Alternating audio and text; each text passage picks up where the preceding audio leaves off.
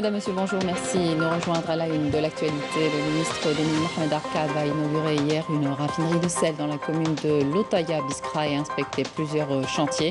On fera le point sur sa visite dans cette édition.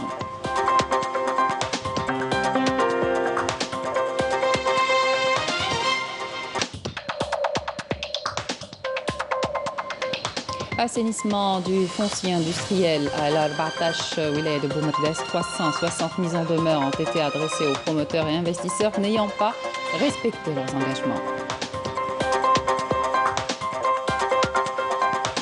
À l'occasion du Nouvel An à Mazir, plusieurs activités ont été lancées. On vous propose une virée à Bouraya où on vous fera découvrir des mets traditionnels typiques de cette région.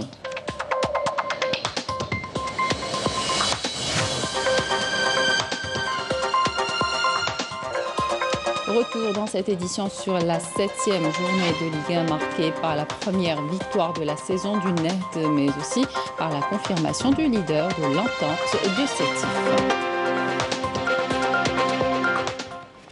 Bienvenue à tous. Le ministre des Finances, Ayman Ben Abdelrahman, a procédé ce matin à l'ouverture du séminaire national sur les principales dispositions de la loi de finances 2021. Ayman Ben Abdelrahman a affirmé que la relance de l'économie nationale est l'un des objectifs majeurs de la loi de finances. Le ministre des Mines, Mohamed Arkab, a inauguré hier une raffinerie de sel dans la commune de Lotaya à Biskra.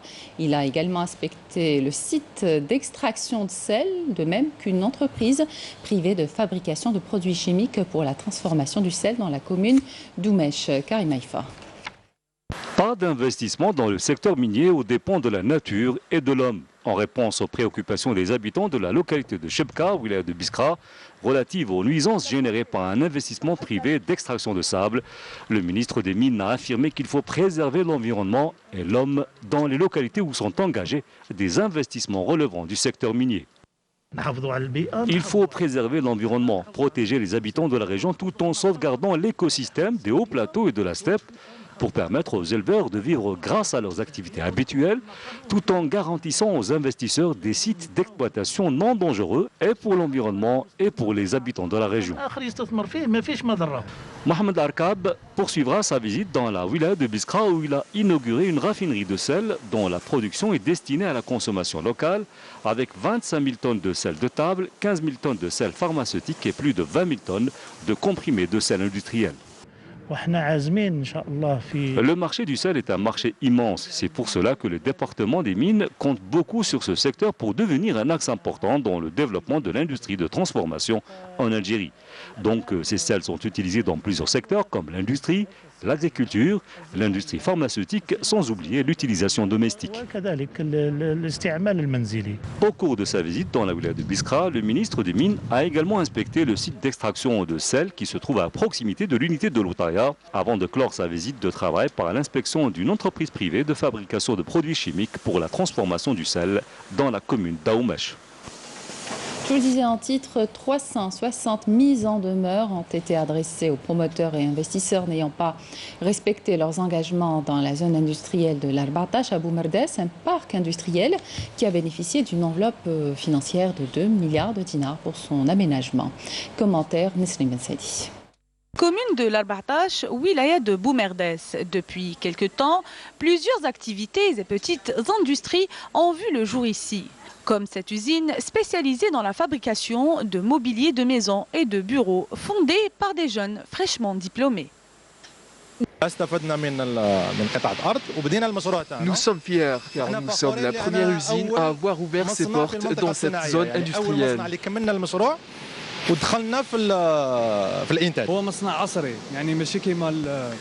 C'est une usine qui utilise des techniques modernes.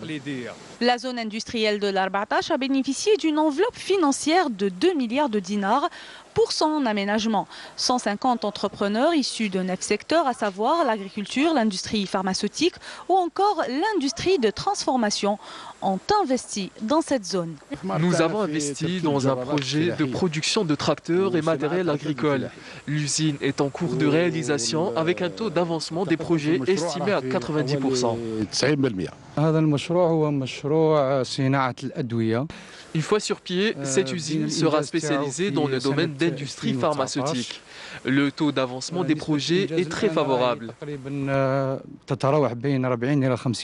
Cette région a bénéficié d'une opération d'assainissement du foncier industriel. 360 mises en demeure ont été adressées aux promoteurs et investisseurs n'ayant pas respecté leur engagement. Nous avons pris les dispositions nécessaires contre 10 investisseurs. Ces derniers ont été présentés devant la justice.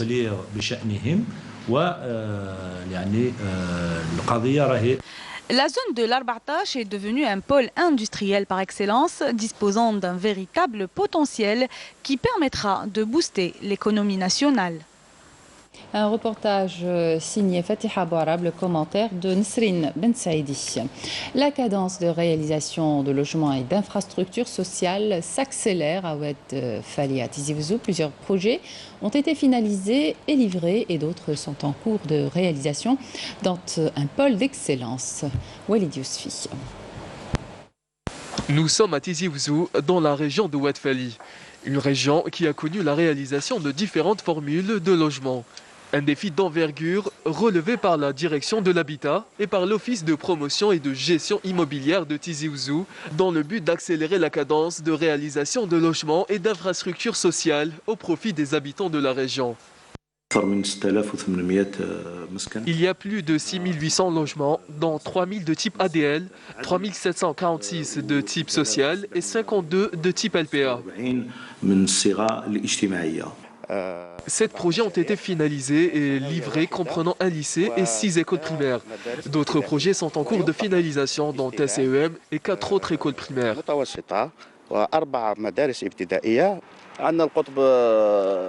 Ce pôle d'excellence dans la commune de Tizi Ouzou comprend 4000 logements. 2700 logements ont été livrés, tandis que les 1300 restants sont en cours de réalisation et seront distribués le 6 décembre 2021.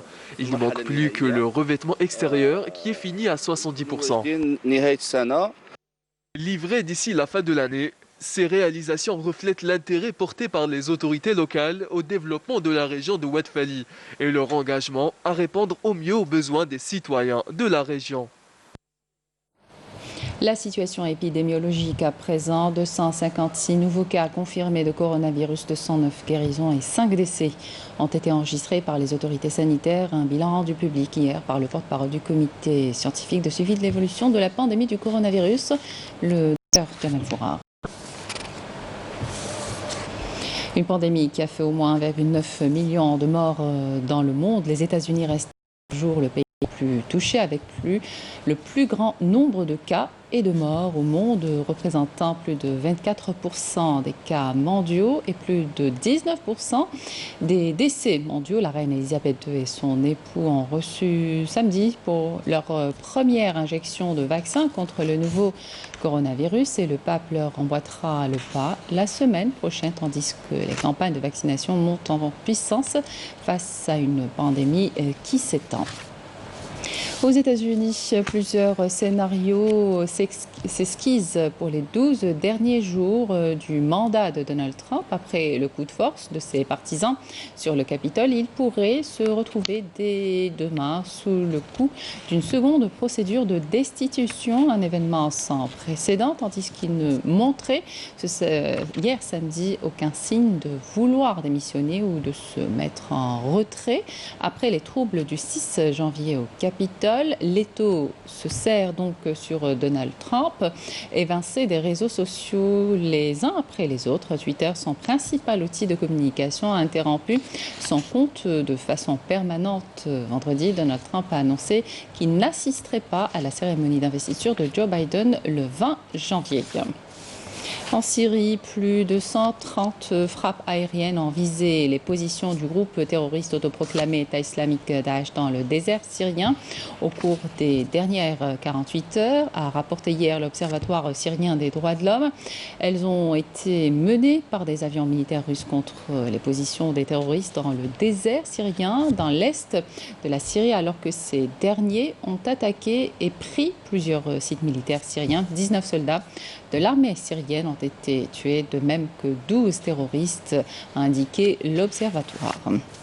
Retour en Algérie, le secteur du tourisme et de l'artisanat renforcé par un centre de valorisation des compétences et des métiers à Timgad. Il a été inauguré hier par le ministre du Tourisme, de l'Artisanat, du Travail familial. Mohamed Hamidou, le ministre, a visité par ailleurs le chantier du projet de la Maison de l'Artisanat avant d'inaugurer un hôtel et visiter plusieurs chantiers relevant de son secteur. Le point avec Yasmine Saoudi.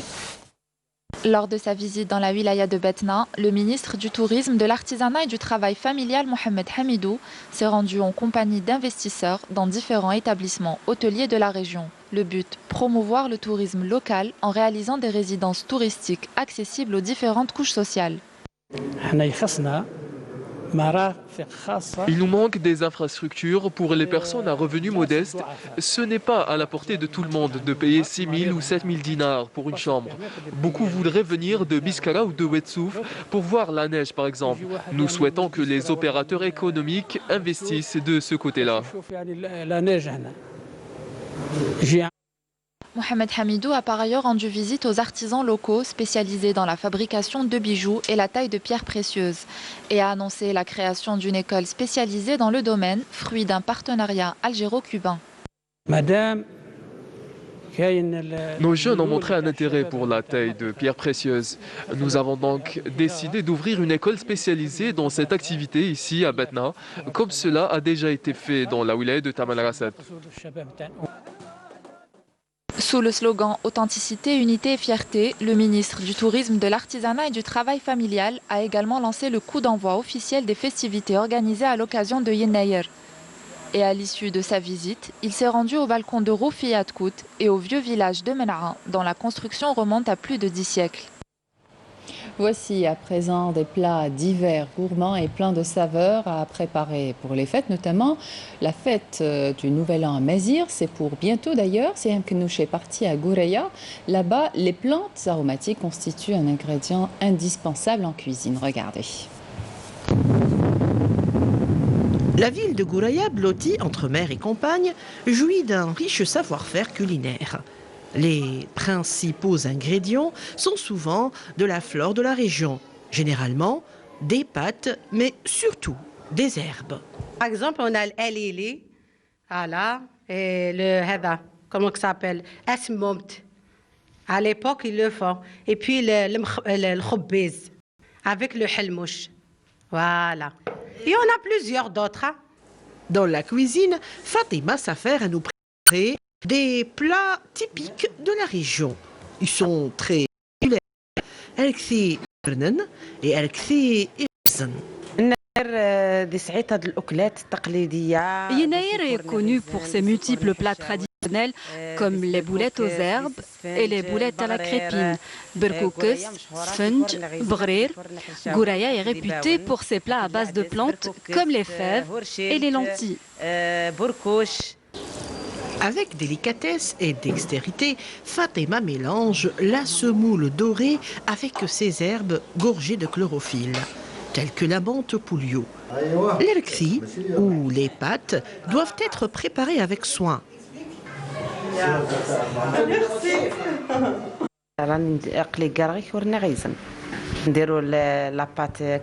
Pour préparer, il faut une pâte comme celle du msemen.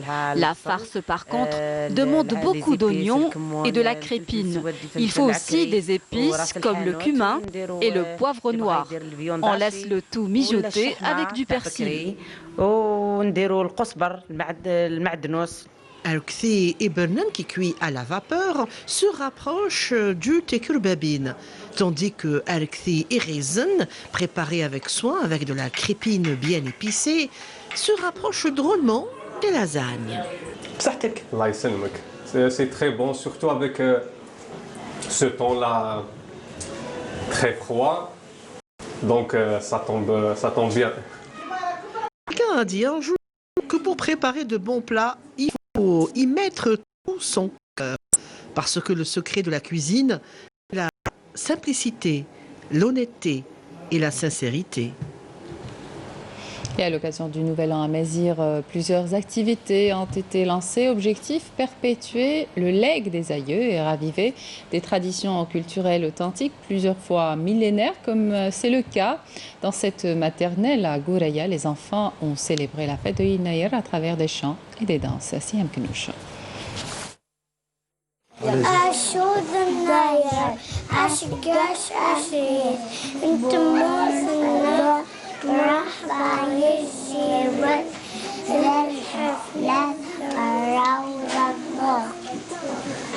Tout en couleur, les enfants de la maternelle de Gouraya fêtent le Nouvel An à Mézir. Ils apprennent et découvrent l'occasion, encadrée par leur maîtresse. On fête le Naïr. C'est important, bien sûr, pour inculquer aux enfants la culture algérienne, la tradition. Voilà. Mis à part le programme pédagogique, voilà, c'est conçu. Voilà, donc ils apprennent à compter, à chanter, à danser. Bon, le programme scolaire, bien sûr. On apprend certes, mais on s'amuse aussi. Des chants, des danses, des pièces théâtrales. Les enfants y ont mis tout leur cœur.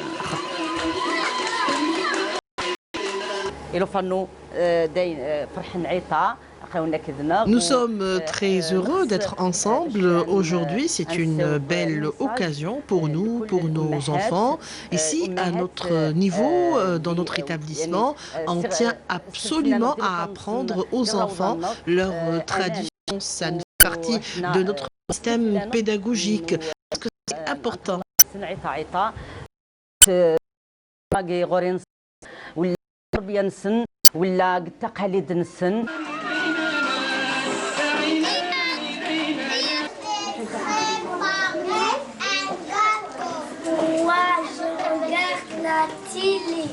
Des enfants qui apprennent donc à connaître leurs traditions sont appelés un jour à bien les perpétuer.